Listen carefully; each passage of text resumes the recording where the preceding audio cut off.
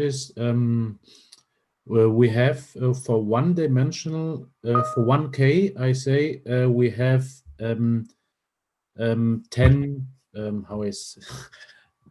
how I say it in English, we have 10 reference vectors, I think. Yes. And for 2-dimensional we have 100, for 3 1000, and so on and so on. Yes. Yeah. And K is in the exponent. Yes. Genau. This can you please explain me only the right picture? This is our space RK. Yes, this is our space. Yes. This is our input space. Yes, this is our input space. Genau. 2-dimensional. We have an input x1 and we have an input x2, right? Yeah. Genau. And by 2-dimensional, we say we have 100 reference vectors. I tried to count our space, but I think this way is not correct to count it. Or what do you think? Yeah, I mean, so I said, okay, to make this a bit easier, right? To visualize, I say, well, I subdivide a unit length, a unit, which is 1, into equally spaced intervals, right? 10 of them. Mm-hmm. Okay? I do the same thing for the 2-dimensional space. Here I use a square 1 by 1, right? And dividing each of the dimensions into 10 equally sized intervals, I end up with 10 by 10 of these volume elements. Okay. So this is 100. And if I go to 3 dimensions, I have a cube. I have 1000 of vectors. Yes. Because then we have another dimension, so we have 10 by 10 by 10 mini cubes, right? Yeah. Then it looks a little bit. And I can draw this. Yeah. And this means when I count my dimensions 1, 2, 3, my reference vectors, they go exponential. Yeah, as you can see here. Yes, like this. Yes. And okay. I have one question on you say we have to model a function without to know this function. Yes. Yeah, this is usually you do this, you have reference vectors. Yeah. Some approximation. Yeah, and I have to unterteilen, to separate, I say, my room RK in every gleichgroß in equidistant. I mean, equidistant is not. It's just to visualize what's going to happen, right? Yeah. For example, when you think about what we are doing in speech, right? So we are sampling the speech signal every, let's say, 25 milliseconds or so, right? So we are sampling. Yeah. So how you are sampled usually for complex problems that may not be equidistant, right? So you may have different ways to sample things, and often you can't even control that. Yeah, and you have one sentence I don't understand really good. You say D is 10 and D is 100. I think that comes when you go. No, the next one maybe. No. There is a sentence. There's one command here, right? Yeah. Can I say it said, okay, there's one command here which may be important. Let's say if we say, well, we have 10. We use 10 reference vectors per unit. Yeah. Okay. So higher frequency, target functions that do have higher frequency. This is part of the Nyquist theorem, right? Higher frequency elements here, more complex functions. We cannot probably model appropriately with just 10 references. So maybe we need 100, right? Okay. So this is again something, right? It depends on the complexity of the function, how close you have to sample. Yeah? That goes in there. So it's the number you are using here, right? And if you say this also makes the situation more worse. Having more complex functions you wanna approximate, you need more data. Okay. Yeah, but I didn't dive into that. Okay. Then we have the dimension reduction. When the dimension. Yeah, this is the case why dimension reduction is so popular, because since we know high dimensional spaces are huge, right? Yeah. You try to reduce the complexity of your input space prior to learning, right? You just wanna select those features or calculate new features that are reduced in complexity. Yeah, but the curse of the dimensionality, they say, how bigger the data room RK is, then we need more reference vectors and more training data to make a model which is good. I say an exponential race, right? Yes.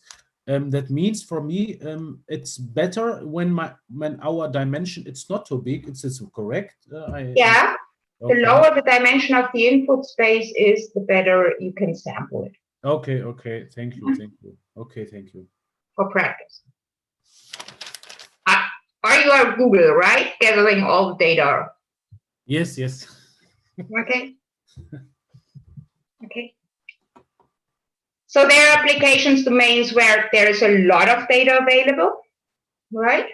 But there are also application domains where it's not so much data available, right? And in this case, you may also nowadays get back to the thing that's called dimension reduction.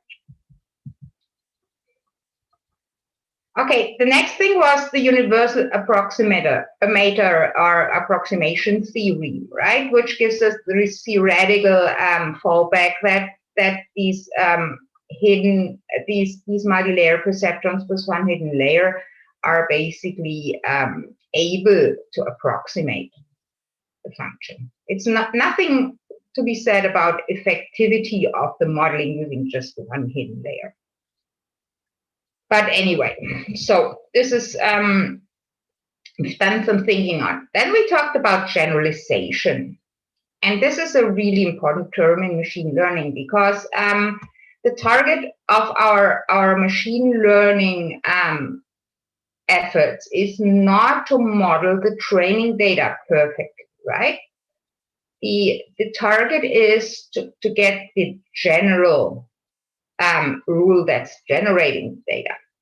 And this is not necessarily equivalent to having zero mean squared error, right? And we looked at different things like interpolation and extrapolation, how these are defined, and we looked at different situations like what may happen when we are using such a nonlinear powerful model as we do, right? So, so this is something that bothers us, right? And we have to find some solution for it. We find the solution later when we talk about algorithmic details, what we can do, how we can regularize these problems, learning problems. Then we talked about the approximation error and what's known the upper bound of the approximation error. And we've seen that, yeah, basically there are two terms. How good we do approximate the function, right? That's one thing that determines the error, right? And we can scale this by increasing the number of hidden neurons. And we do have an empirical term that relates the number of free parameters to the number of training data we do have. And this is something, again, that kicks back to what we talked about in the beginning, the curse of dimensionality, right? Okay. I have a question. All right. I have a question, please. And my question is, they say for a good approximation, we need that the first and the second term change this. Go gegen, it was terrible. To zero. I'm right? sorry. There is a flaw in this formula, as you can see next. This is the right one. So I changed this, I thought. Okay. Yes, I have to note it. Okay. I have to note it down. Okay, anyway, go ahead with your question. They say for a good approximation, they need the first term functional and the second term empirical. They have to go to zero, to near zero. Yeah, because they are upper bounds, and since they add to each other, both have to be small. Oh, okay, thank you. Yeah? Yeah. It's not a product. We are not talking about which one goes faster. Thank you.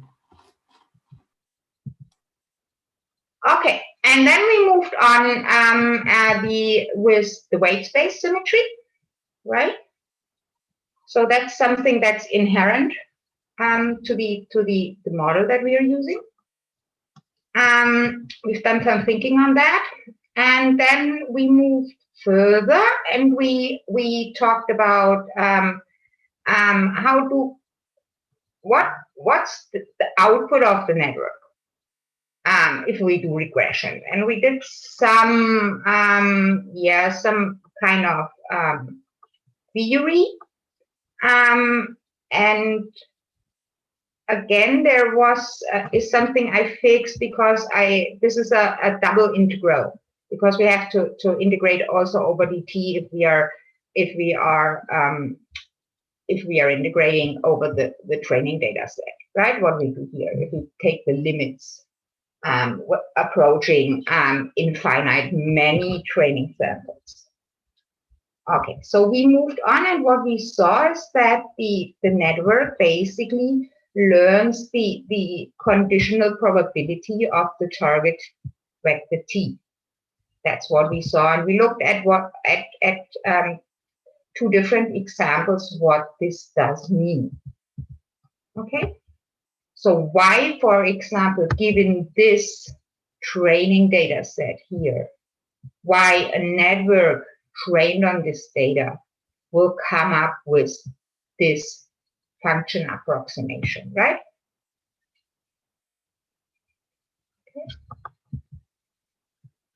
Okay. Are there any questions so far, except those Mr. Gottbani already has asked? And or in addition to.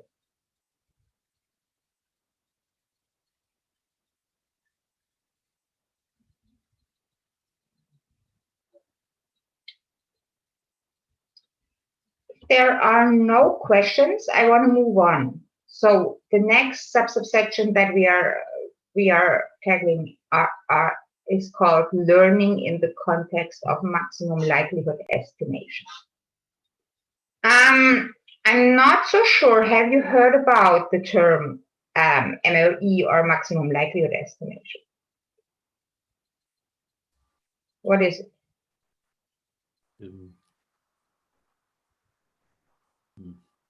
Not really. Not really. Okay, so if we are talking about maximum likelihood estimation, that usually means that we are trying to estimate a joint probability density function for our data. So a probability density function, or that best fits the training data. So we now take on our statistics classes. So what we think, how we think about it, these are random variables, x and t, right? And we look for a probability density function that has most likely generated these observed data. So the likelihood is defined as the probability of our training data for the joint probability of the input target value pairs. Okay. So, and from statistical rules, we know we can model this joint probability distribution using a conditional probability. So we can say, okay, we first take the probability for xq, and then we multiply it with the conditional probability for the target values tq. Okay, so this is a way how you can calculate these joint probability density functions. This is called likelihood of the data. Okay. So since we want to have the best fit, right? We want to have large likelihood, right? So what we would like to do is we want to maximize the likelihood, this probability. Okay. Since usually you are not maximizing functions algorithmically, you either you better do minimization, right? In optimization theory, everything is about minimization, not maximization, because the reason for this is because maximizing a function is equivalent to minimizing the negative of the function. Okay, so this is why this is the case.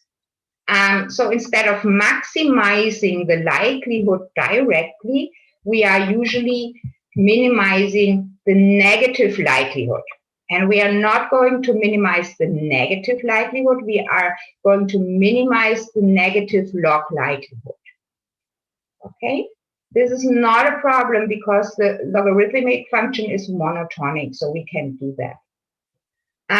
So the general term, what you are doing is that you are minimizing the negative log likelihood.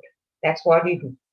Okay, so let's take the likelihood and take the negative logarithm of it, natural one. Okay, so why do we take the log of this likelihood? The reason is quite simple, because according to the logarithmic basic rules, a product becomes a sum, right? So, and as you can see, when we apply negative logarithm to the product here, this becomes the negative sum over the logarithm of the probability, conditional probability, minus the sum of the logarithm of the prior, or the probability of the inputs.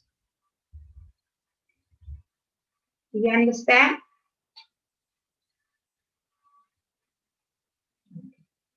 So that's the one thing important. And there's a note when we carefully look at this, right? So the probability for observing an input vector doesn't not necessarily depend on the choice of the model parameters. So we can ignore the second term here, yeah, for our optimization. So this is just an offset. So what we end up with is the function, this negative log likelihood, where we omitted this constant term here, which is not going to change when we are modeling this probability.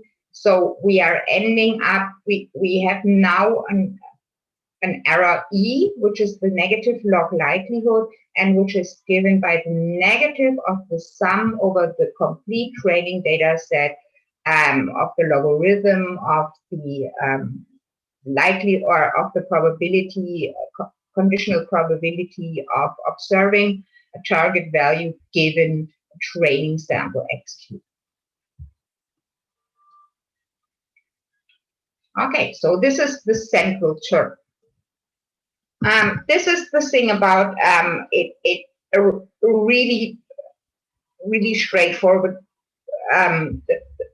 the idea behind this maximum likelihood estimation methods. So here we use probability density. We talked about abstract probability density functions. So let's get now a bit more concrete. So since we are estimating this probability density function, usually we take a parameterized probability density function. So we have to choose a certain form of this probability densities. And then we are looking for the optimal parameters that explain the data best, and the parameters that are minimizing the negative log likelihood, right? This is the same. So now let's make an assumption about the process that has generated our training data. So let's take it this way. So I omit any indices for the training sample. So let's say we have the observed target value, and the observed target value is usually a deterministic generating model. So we have a model that generates this target value, right? This is deterministic. There is no noise involved here. But since we know these target values, because they usually include some sort of noise, and here we are assuming some additive noise, and this additive noise is denoted by mu, right? So we say the target value is the result of the deterministic generating model plus some noise. Okay. Professor? Yeah. That means, like the picture you show us for the example from the learning, from the function with the noise, that means that when I minus the noise, I get my target value, or yes? Can you show us the picture with the noise again, please? Noise, this is yes. noise. Yeah, this is with noise, yes? Yes. And this is uniform noise. Yes, and as you can see. And what I want to understand is how it belongs to the maximum likelihood, how I can imagine for myself that we use the maximum minimized likelihood, how I can use it for the noise. I don't understand this. Yeah, we move on. So this is our assumption about the data generating process and the probability density function involved. Okay. So we have probability here, that's the noise. This is the noise, yes, yes. Okay. So the difference or the deviation of the target values from the generating model, from the real ones, right? Mm-hmm. This is basically, we assume this corresponds to the noise component. Mm-hmm. Yeah? Yeah. So this means what we are doing when we are trying to learn this generating model, f of x, we are trying to estimate the probability density function of the noise. Okay. How you mean we? Okay, learning means estimating the noise. We make we estimate the probability of the noise that we have on our generating model. Yes. Yeah, that's the approach that we are taking. Okay. Okay. Okay. So let's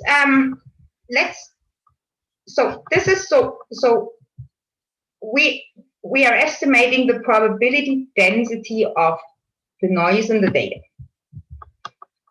So this is again not a probability density function. We just assume that we have additive noise that adds to the individual elements. Okay, this is something that applies to all of in our input space, right? To all of them. One question: what means the normal distribution? This is what means the normal distribution of the noise? You mean, or what? Yeah. So now we make an assumption about the form of the density function, and we assume we have Gaussian noise, right? And Gaussian noise means you usually have Gaussian noise means this is noise that has a mean of 0, right? And it scatters with a certain variance, sigma squared. Okay. So, and the probability density function, the parameterized probability density function, right, that we are using is a normal distribution with mean of 0 and with a variance sigma squared. That's the shape of the probability density function. Why is it a reasonable assumption to assume Gaussian noise or normally distributed noise?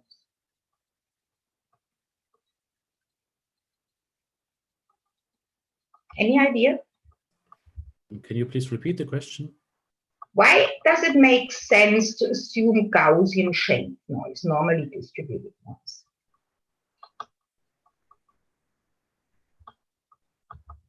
Okay. Someone else has an idea? Mm.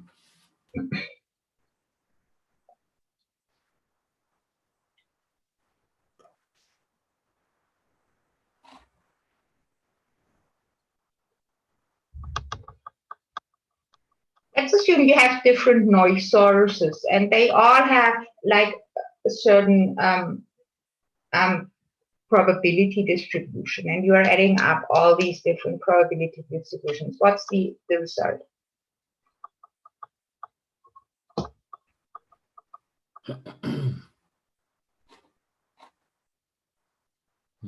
It's a normal distribution, right? So this is why this usually works well. Okay. Okay. So let's go back. So now we made an assumption about the density, the parameterized density function that we want to estimate the parameters, because we said, okay, learning means estimating the noise, and we make the assumption of the shape of our noise. So we use the parameterized density function. So now let's go back to where we started on the last slide. So the neural network, the output of the neural network should be the function value, or it should be equivalent to the value that's coming from the generating model, right? So what we get if we reformulate it, the probability of our noise is equivalent to the probability of the difference of the target value minus the function value given a certain x. That's basically we are using this here again, right? So we are going back to where we started. So this is the probability of the difference between the target value and the output of the network for conditioned by an x. So this is actually what we started with initially when we talked about maximum likelihood estimation. So the log likelihood of this particular estimation is now given. So we are estimating the negative log likelihood of of the product of the noise parameters, right? So, and we can substitute it by the difference of the target value and the output of the learned network. If we are doing this, we now, since we have, this is the noise, right? We are estimating the parameters of the noise function. So we plug in our assumption about the noise. So it's the negative log likelihood of the product of the noise for the difference of the target values and the output of the network.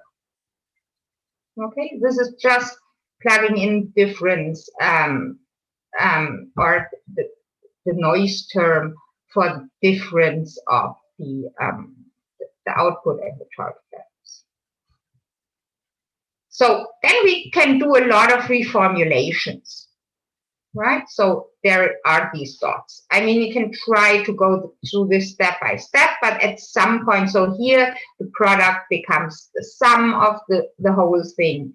And then we are using the fact that we have a product in here, we can separate it. This becomes two terms or two sums, one over the initial constant factor, right, which is 1 over square root of 2 times pi times the standard deviation minus the sum over the natural logarithm of the exponential function evaluated for the argument given up here. Okay. So, and as you can see, that's the nice thing why we use the logarithm also, because this exponential function of the Gaussian distribution is very nice, because the natural logarithm of the exponential function is just nothing, right? These are inverse functions and to each other, and so they disappear. So what we end up with is this line, okay? So the first term, this is just summing up q times the same constant. So this is minus q times ln of this quotient here, right? 1 over. So this is how we come from here to there. Okay, the second part is again, so since we have this disappears, right? So we have a minus sign here, so this compensates for that, so it gets plus, and we have here the sum over what's written here. Okay.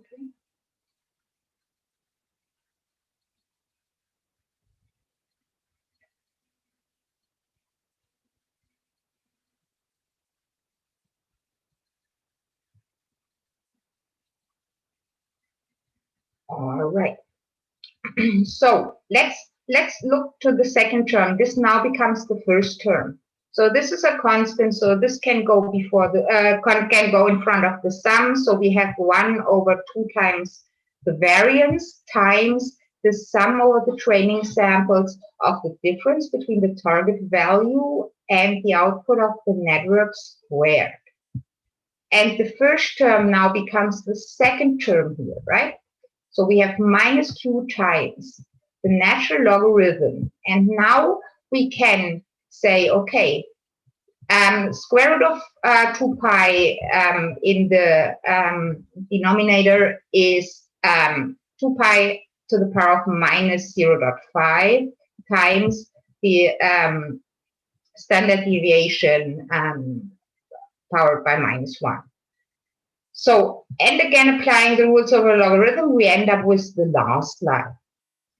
Okay, this is q divided by 2 times the natural logarithm times 2 pi plus q ln of natural logarithm of the standard deviation. So, and if you look carefully to the blue terms here, right? The variance, the standard deviation, and all what's involved in the blue terms, right? This is basically independent of the model parameters.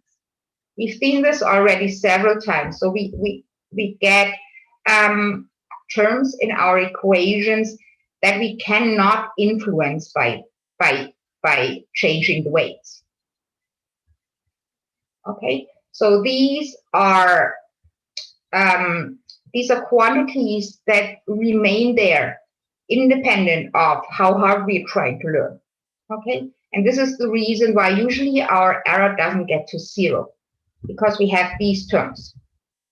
Okay, when we neglect these terms that are not the objective to learning or optimization, then we end up with an error that looks like, if you carefully look at this, a strip of all the blue terms, right? You end up with an error that's approximately 1 over 2, the sum over the training sample, the target value of training sample Q minus the output of the network, and the difference squared. And as we can see, right, this is actually the quadratic error.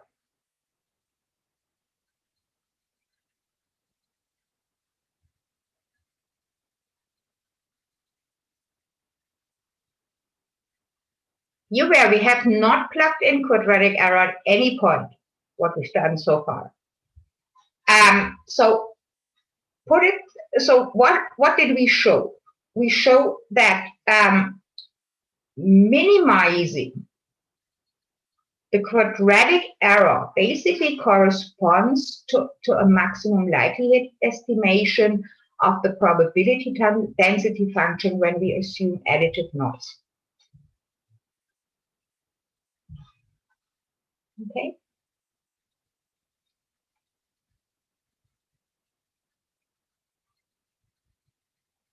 Right.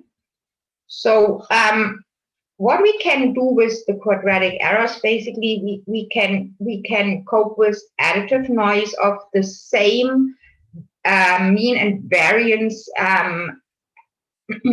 that we have assumed for our normal distributed noise. So we cannot distinguish other noise models, right? We cannot distinguish whether the noise in the data is additive Gaussian or it has some other noise model with the same expectation value and variance. More important, we cannot account for example, multiplicative noise. Some of sensors do produce multiplicative noise, and so it's really hard to estimate multiplicative noise. So this is what you should be aware of. In any case where you are using quadratic error, you're assuming an additive noise model. Are there any questions?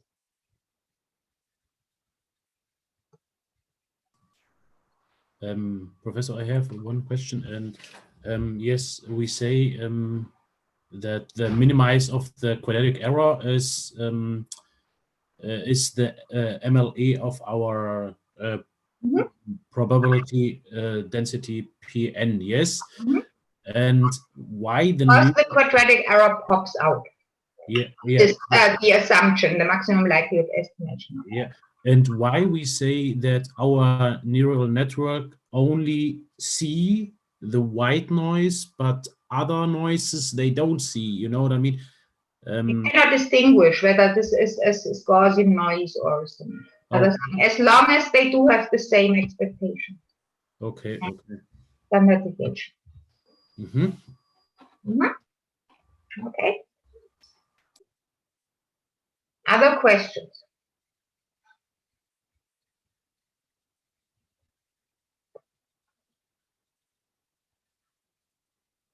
Will be the topic course of dimensionality a part of our examination?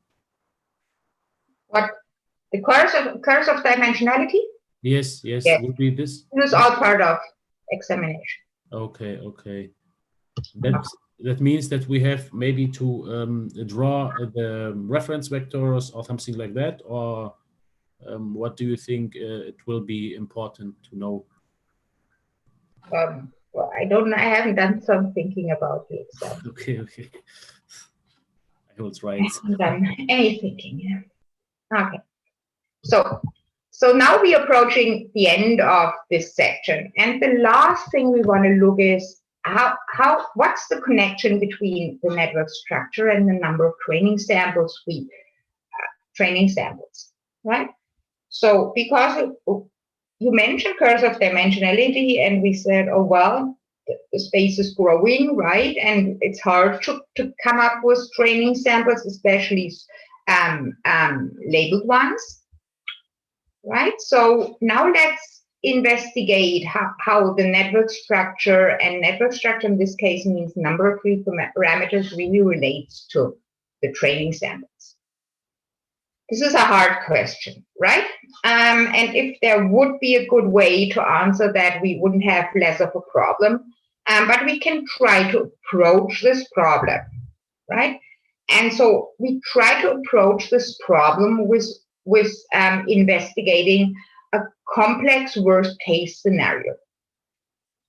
Worst-case scenario in this case means, so we are using a function, a generating function f, which has no regularity. So there is not a generating process, it's just noise. So what we effectively do is this constant that we describe CF, that describes the complexity of our function, right? In where we looked at the borders for the error. Go back. Okay, the functional term here, the model term. We have this constant square, right? So this determines basically the order, or this is something that determines the order of this term, right? And if we assume this we make this infinity, right? Changing the hidden neurons, right? Won't change anything about this term. So we take this term out of this equation, basically by making it impossible.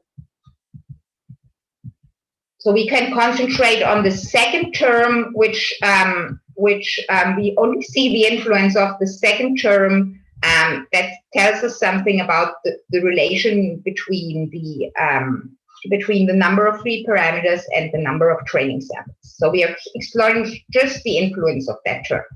And we do this by choosing a generating process that has infinite complexity. So what we are doing, because we are now coming from this considerations regarding the statistical nature of learning. So what we assume here is there is no statistical dependency of the input data X and the target values T, right? So the probability density distribution that models the training example is basically independent. So the joint probability of our training data X and T, right, that we started with when we looked at the maximum likelihood estimation, this is basically equivalent to the probability density function of the input data times the probability density function of the output data. That means they are statistically independent.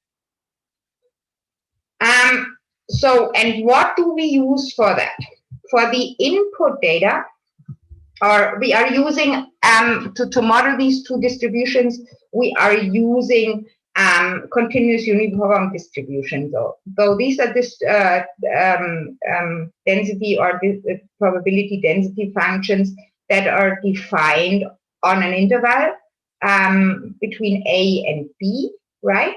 And we assume that the values are distributed uniformly in this interval.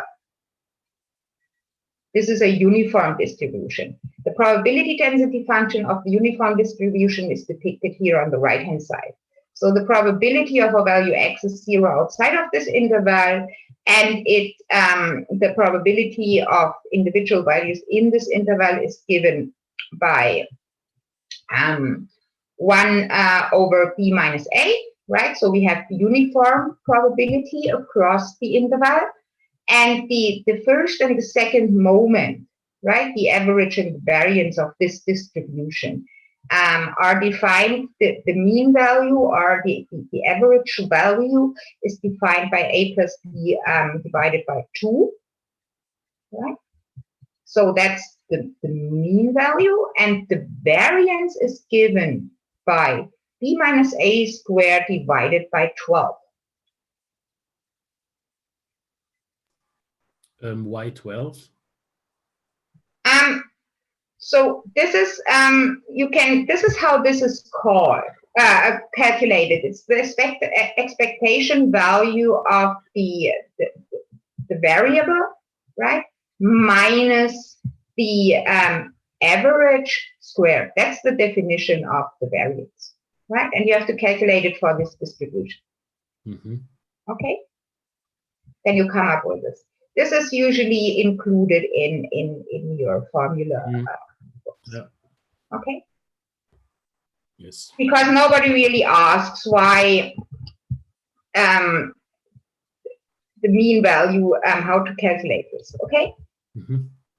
Okay. This is just another distribution you should be aware of. One form distribution. And so what we are doing now, we are assuming we have one input X. And our input data is uniformly distributed in the interval minus one half and 1/2. Well, where are we? Okay. So it's equally distributed in this interval, starting at minus 0.5 to 0.5. And also we assume the target's value to be independent of the input, right? This is what we assume here. And we are distributing, we are associating random target values, again, from the same interval. So what we end up is our training samples, XQ, TQ, are scattered uniformly in this square, in the square around the origin. If on the x-axis we have x and t. Okay? So, and obviously there is no functional relation between x and t, right? Professor, that means that our neural network learns the values. There's nothing to learn there. But what I want to say is they learn the they learn the a value of our target value, or? Yeah. Yes, that I mean, okay. Which is what? Of our training samples, XQ and TQ. I don't know what the question. And what's this value? Erwartungswert. I can say it only on German, sorry. Yeah, in German. Yeah, I say on German, I have to say, das Netz lernt halt quasi nur den bedingten Erwartungswert der Sollwerte. That's what we learned. So what's the conditional average of the targets given this distribution? 0. Also, yeah. 0. Can you say why? Weil wir haben ja 0, also wir haben ja die 0,5 von unserem, ich versuche es mal, also 0,5, also ich habe so gerechnet, dass ich 0,5 minus die 0,5 durch 2 und das ergibt die 0 quasi, also das heißt von meinem... minus 0.5 plus 0.5. Ja, genau. Yeah. 0 divided by 2 stays 0. Yes. Okay. Okay, so, all right. So, and we learned this when we looked at regression, right? Okay, so this is, okay. So as you can see, all these things that we are discussing are somehow related. And we are looking at this learning now from different sides, right? So we are looking at through different windows on the learning problem, and we are building up some understanding what we are doing when we learn. So we want to learn this training set that we generated, yes, making these assumptions. So what we are using here, we have one input X, and we are using 1, 2, 3, 4, 5 layers, 4 hidden layers and 1 output layer, right? Okay, so we have 10 free parameters. We have a weight, yeah, from one layer to the other, connecting the output to the input of next layer neuron or next neuron, because these layers only consist of one neuron. So, and we have the biases. So we have 10 free parameters. As error function, we are using the mean squared error. So we are dividing the deviation, the square deviation of the target values and the output of the network by the number of training samples. So we are really averaging. So, and as you can see on this slide, and that's what we just discussed here for the previous slide. So we know that the networks learns the conditional average of the target values for the input value X. So that's what we showed. Since they are distributed statistically independent, it's just the expectation of the target value, and this is 0 as we already saw. So what we are expecting, yeah, the noise in the data, right? The noise in the data is the variance of the target values. And the variance of the target values, you see here, the formula sigma squared is given to B by B minus A squared, B plus A squared. Oh God. Doesn't make it doesn't matter because this is 1. So the residual error is given by 0.5 plus 0.5, because we have squared it already, and by divided by 12. Okay, so this is 1 over 12. So this is the residual error that we are expecting when the network has learned. So we are expecting a constant network output of 0, and we are expecting to see remaining error of 1 over 12. Okay, let's do a simulation now. So now we are using this network architecture and the training data set that we generated this by this process, and we are now trying to learn. And since we are interested in the number of training samples, we are varying the number of training samples that we're using to learn this functional relation. We also have to make a choice about the number of learning steps that we perform, right? This is not so essential. It's just given for completeness here, right? And as you can see, the larger the number of training samples gets, the more learning steps we are using. So let's look at this table here. So when we now generate 3 training samples, right, and we apply 5,000 learning steps to the learning steps and train the network we just looked at with 10 free parameters, we get a mean squared error of 0. Okay. What does this mean? So that means our model perfectly predicts our 3 training samples.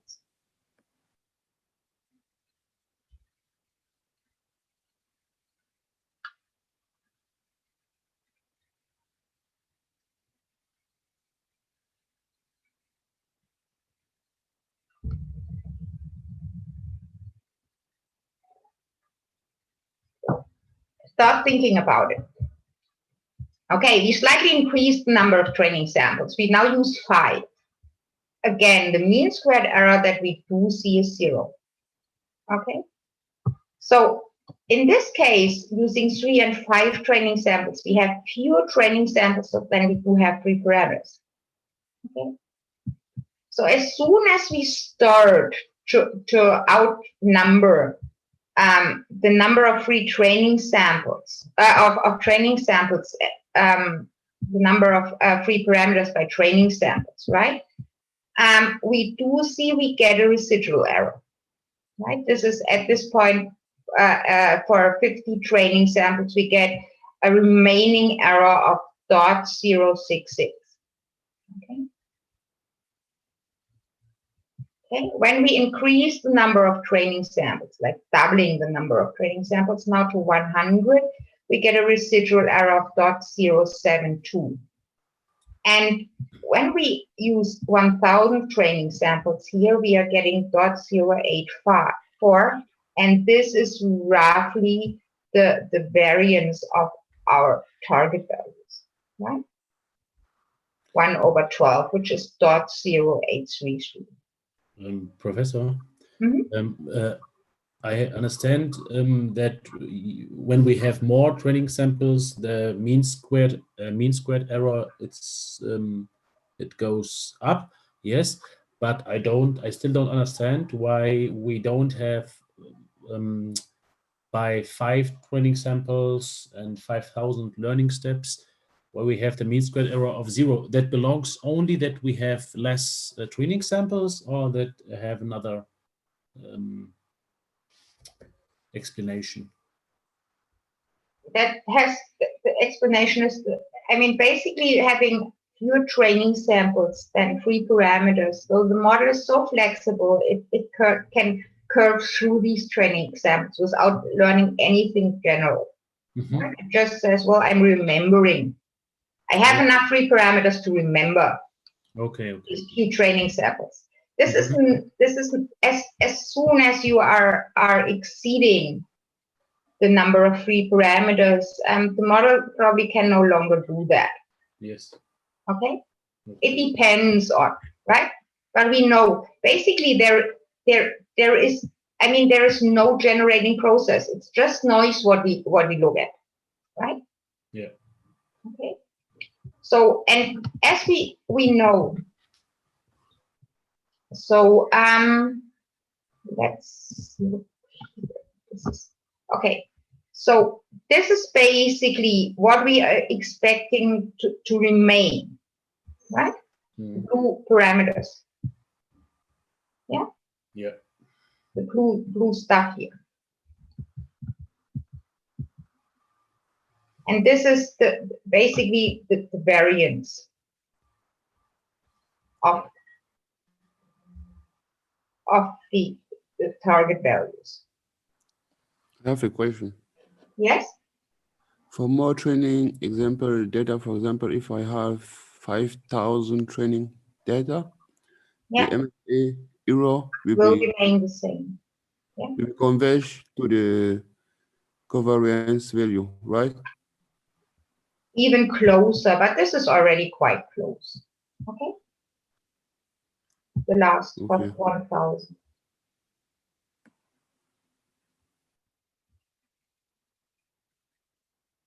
Okay. Yeah, what you said was right. I just mentioned that we already are quite close here. Yes. Okay, so when we look at the table here, so we made a worst case scenario.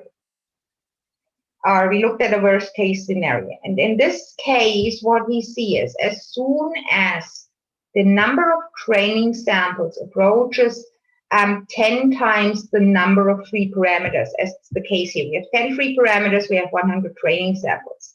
So somewhere in between these 100 and 1,000, right?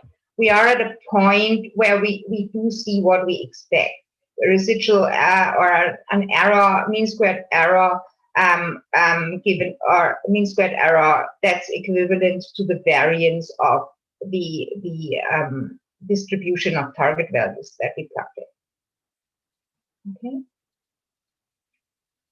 So since this is a worst case scenario, it might not be the case that you need 100 training samples per free parameter to come up with something.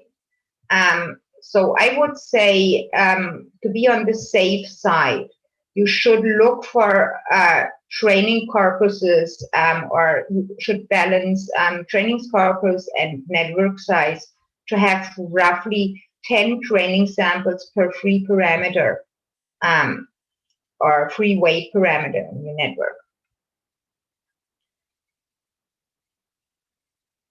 This is just a rule of thumb, right?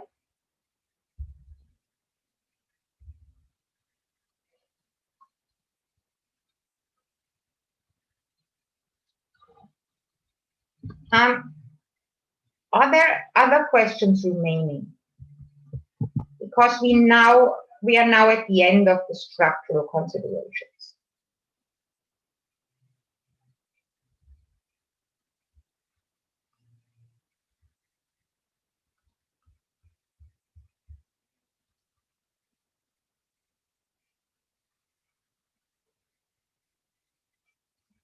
Other questions? I think maybe I have questions, but I will ask you maybe later. Yes. Okay. There are no questions remaining. I would like to move on to the next section, which is called algorithmic details. Save it.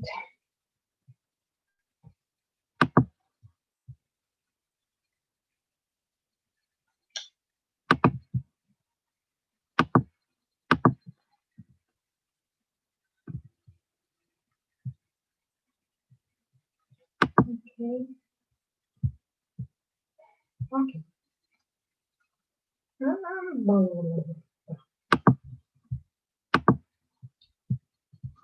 Okay. So we have a second section here. Nope.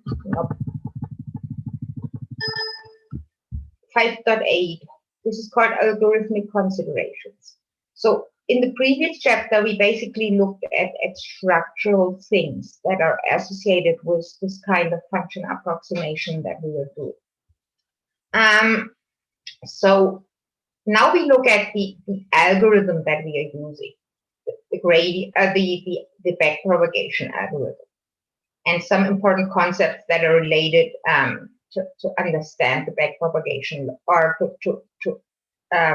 to use the backpropagation algorithm in an informed way. Some of these considerations also apply in sort of to other machine learning approaches, which do gradient-based optimization, right? So this is not limited to neural networks, but more than the previous section.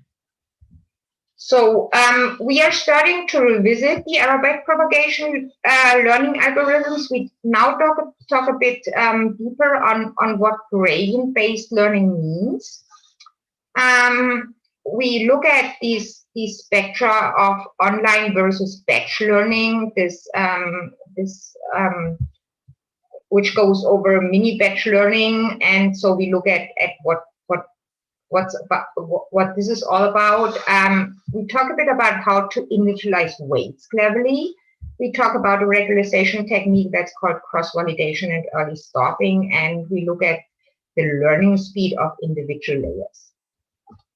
That's the things that we are discussing in that section.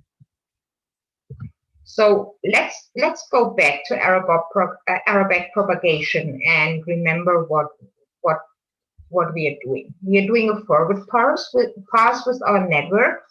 So for a training sample, we are calculating the output of the network using the current weights, and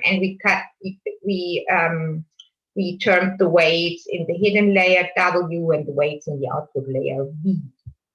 So this is what we do first. This is the forward pass, and in the backward pass we are updating the weights. First, we update the output weights, the weights of the output neurons, right? And the delta VJI that we are using, that we are calculating, include the error, the current error of the target value Q in the output of the network, times the output of the J's neuron in the hidden layer. So this is again the formulation where we have multiple outputs, right? So we have the I. Then we move on to the hidden layer, right? And the update of the hidden layer is a bit more complex. The formula is a bit more complex. We talked about why we don't have to calculate the derivative of sigmoid. And so this is what we came up with when we derived the error backpropagation in the first part of this chapter. So here we have the distinction between W and V, which are the weights in the hidden and output layer respectively. But at some of these considerations we are doing later on, sometimes we distinguish between V and W. Sometimes we just use W as an abstract representation to all network weights, right? So including the V's. So we have to have other subscripts there, but we don't do that because that's formally too complicated. Okay, so this is what we already know. So let's go back to gradient-based learning.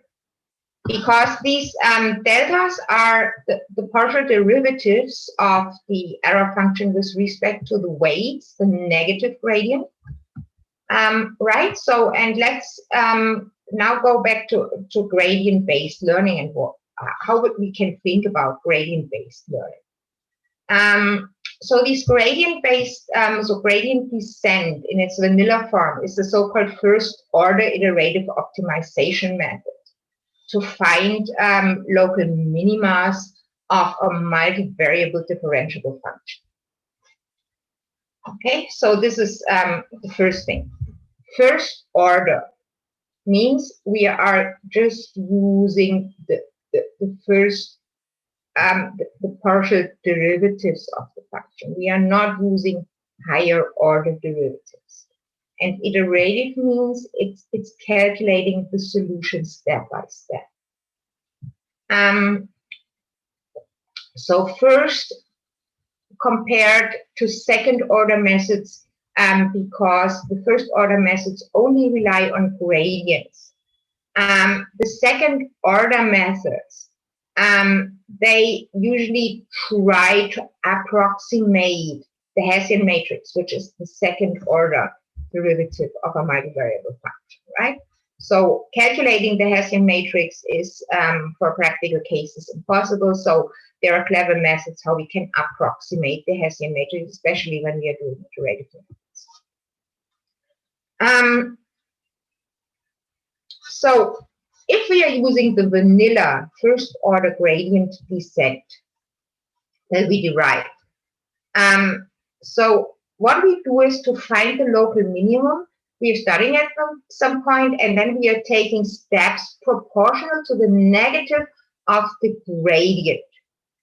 gradient of the error function at the current point, for the current weights in the current iteration. So this actually can be, you can imagine this by being in the mountains, being in the Alps or somewhere. Yeah, you stand somewhere. A helicopter dropped you somewhere. And it's foggy. So you can't see actually where you are, right? What you can see is you can just observe your close neighborhood.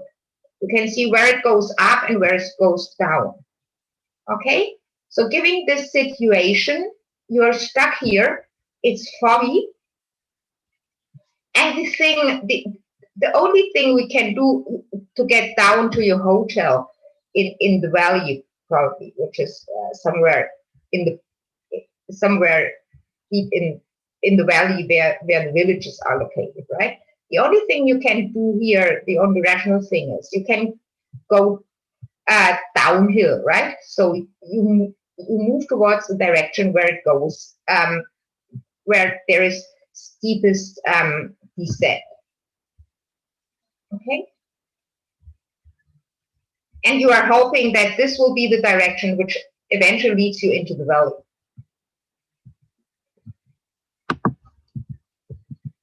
Okay, so let's take this picture, gradient descent, and put it into a function perspective.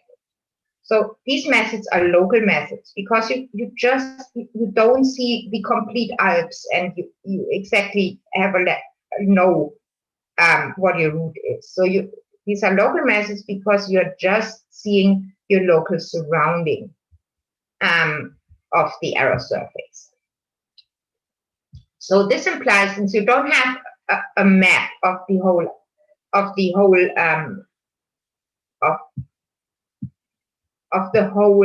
terrain, so the implication is that you are generally only find the local minimas, local bassins, right? The ones that are close by. So, in which of these minimas you are finding determines is heavily determined by the value where you start, like where the helicopter has dropped you.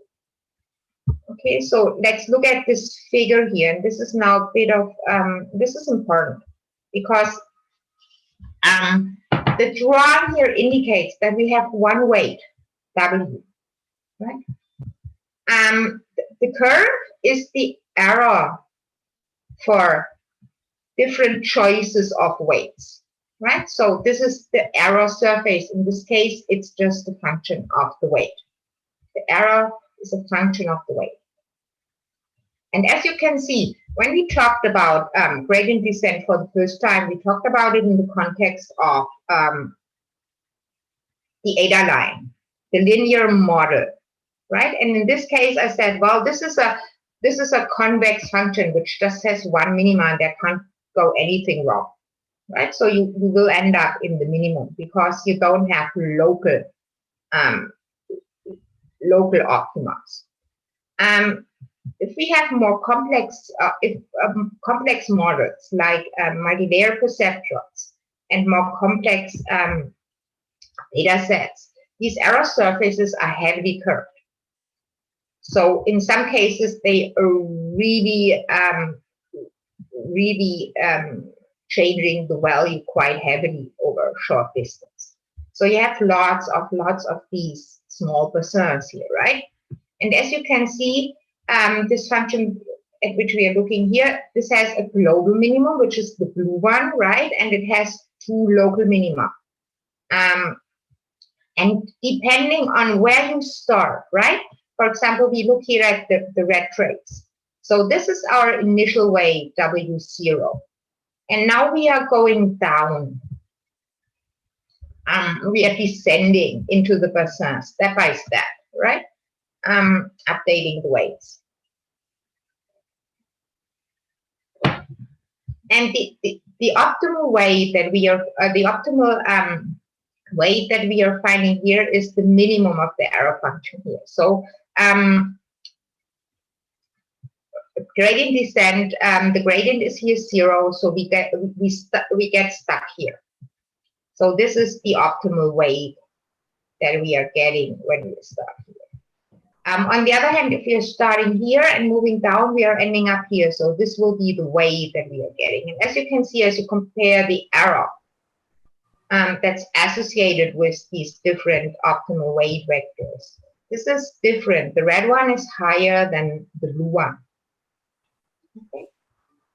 Professor, how you say this is what we have done on other line.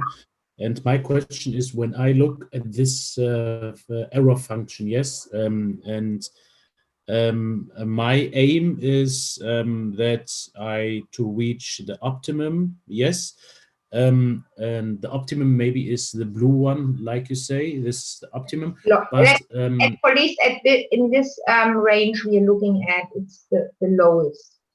The local minimum, yes. But since this is not the whole domain of the function. Yeah, I know what you mean. But my question is to get this local minimum. It is important because I update always my weights, and it is important. I think it is a question. Yes, it is important to start with a big learning rates. Say big, yes, not so small, because I think my question is, when I take too small learning rates, I think my weights will stuck maybe in a local minimum. What I have down searching. You know what I mean? I try to explain it because when I get big learning rates, that I can jump bigger. You know what I mean? And this is the chance to get the minimum better or not. Well, in principle, adaptive learning rates or regularization of the problem, you should do that in practice. Yes. But beware, you don't see this error surface in the way we do see it here, right? You just see the local surrounding of the point where you are. That's the picture of the foggy mountains, right? So it's really hard to say how far you can get a step forward safely, right? If you think about the fog, right? You go in one direction, right? And you are very enthusiastic and you run down the hill. But there comes a cliff, right? Or there comes a wall, right? If you're too fast, you're running against the wall. Okay? Are you okay? So it's yeah. So this is not an easy problem. Yeah, and what seems to be easy might be very complex because usually these functions are not as smooth as they are depicted here. They are quite starved, right? And so this is the drawings you see, they don't really reflect how these error surfaces look like. And if you have bad luck, then your error surface is very nasty. Yeah, I understand. Thank you. Yes. Okay, in this case, for example, here you can take large steps, as you can see, because you have a flat gradient, right? Here if it becomes steeper, you are probably tending to do small steps, because otherwise you end up here, right? And then you thrown out from bassin to that bassin. Okay? Yes. Okay. So are there other questions? This is optimization theory. This is a long-standing problem, and there are tons of literature. Okay. So, and it's not so easy to solve. So further questions? Someone else who wants to ask a question?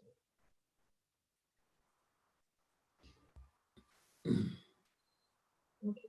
So let's move on. These first order methods, right? They only use gradients, first order derivatives. And as we know from the univariable case, first order is having the derivative to be 0 is a necessary criteria for having an extreme value, but it's not sufficient. It's not a sufficient condition for extreme values.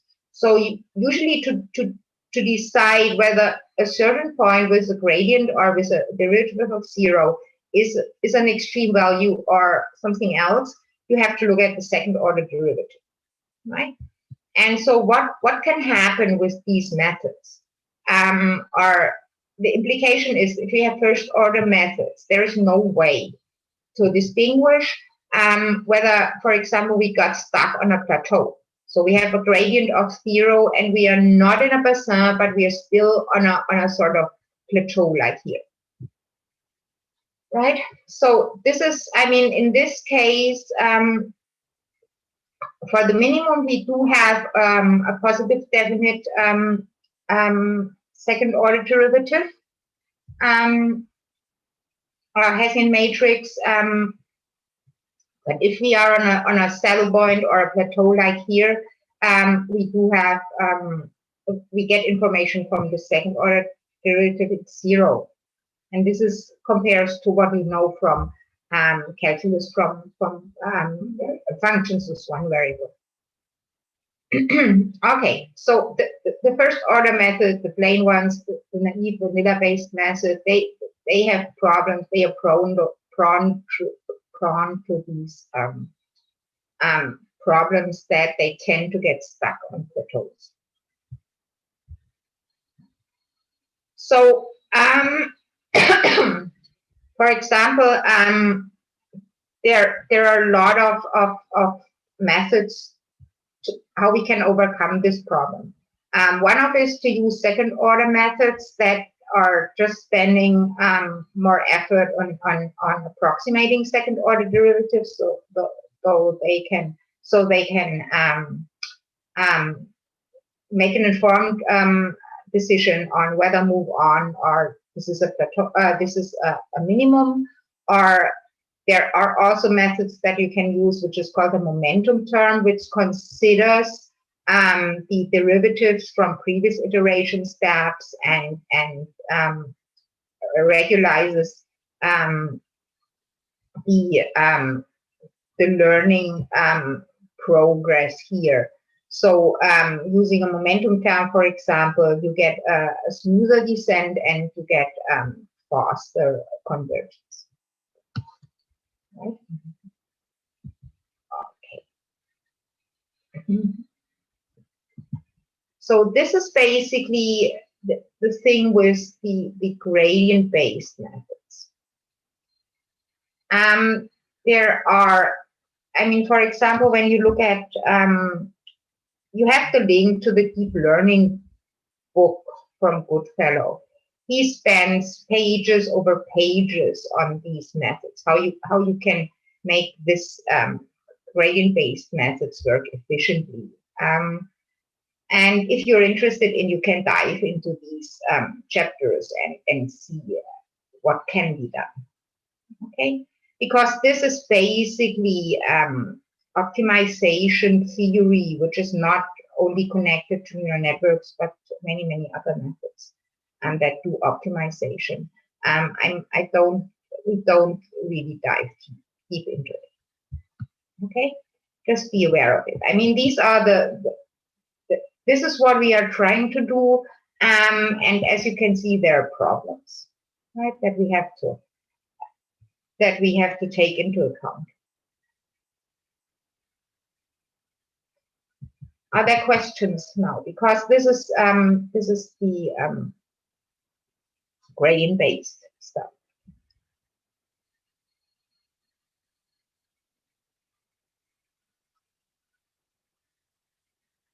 No, I think so. I don't think so. Okay. So I'm not sure what time is it. Oh, we are finished. At least time we used up time we have. So I'm not progressing now with the online versus batch learning, but that's what we are doing tomorrow in the afternoon. We are finishing this chapter, and we have another section. We have one or two other sections for chapter 5. Any questions at the end?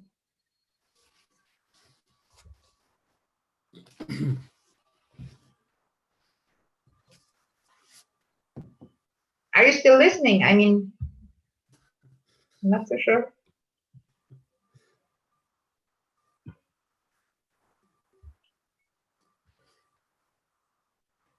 It's how many people is it? We are 12 people or 13 people? 13, yes. 13, okay. So I want, from each of you, I want to hear what was the most difficult thing in chapter 4, 7, and 4, 8 up to now. Do you mean 4, 7 or 5, 7? 5, 7, 5, 7, 5, 8. So.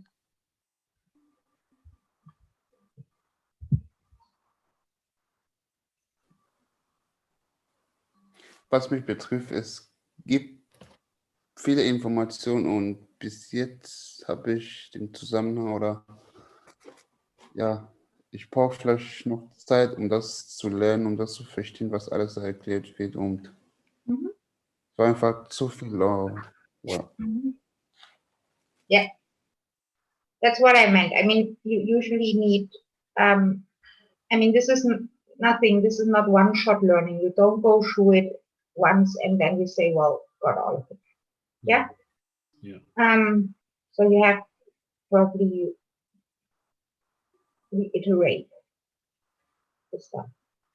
Okay? Okay, Yes. thank you. Okay, this was one person. Mr. Godbani also asked a lot of questions. What about the others?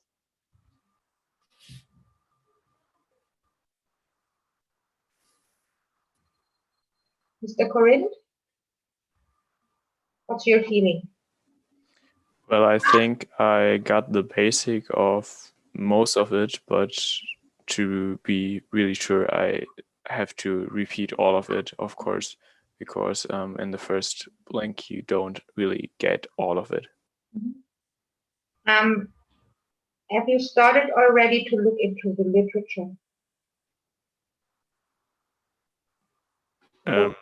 I started looking a little bit, but not that much. The Bishop book is, I mean, of course you will find statistics in all of these. Right? So the Bishop book is a bit less statistics. When you look at in the Goodfellow book, and you look in, I mean, deep learning. In the deep learning chapter, he basically describes what we are doing here, right? When you go through it. And it becomes a bit more detailed towards how you're regularizing your learning method. So what's known about optimization, right? But he takes a very, very statistical point of view in his explanation. So I think, yeah. Okay. I'm thinking on how all of this will be part of the exam. I mean, like you said, we won't be calculating stuff. So basically, we should know all of this. Like, there will be questions about it, or yeah. So Yeah, just explain it. okay. Okay. Yeah, this is a part of the exam.